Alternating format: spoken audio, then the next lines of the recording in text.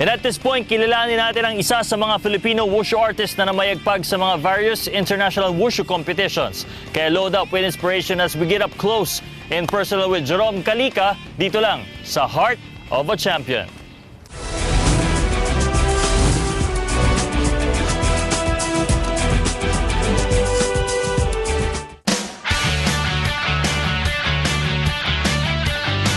Mula sa summer capital of the Philippines, 11 taong pa lamang ay nagsimula ng maglaro ng martial arts ang tinaguriang trick striker na si Jerome Calica.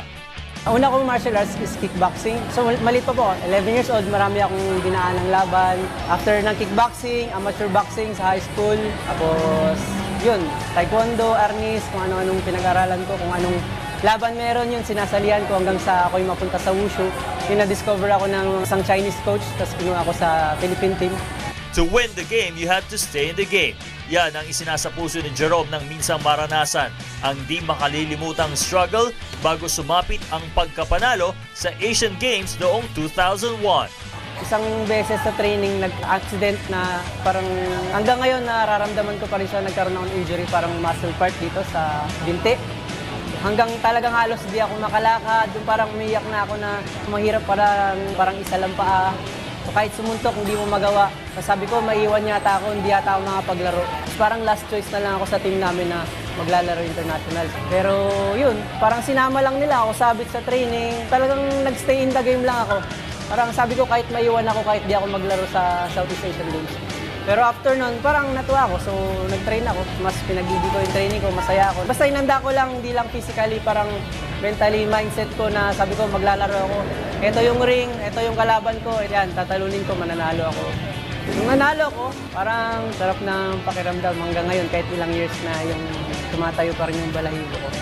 Sa kasalukuyan, as a retired athlete, pinaglalaanan niya ngayon bilang coach and trainer ang pag-develop ng mga young athletes sa iba't ibang martial art disciplines, lalo na sa wushu.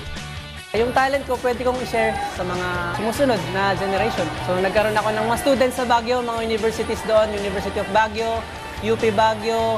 May mga students ako doon na naging coach na rin ngayon. May mga students na sila.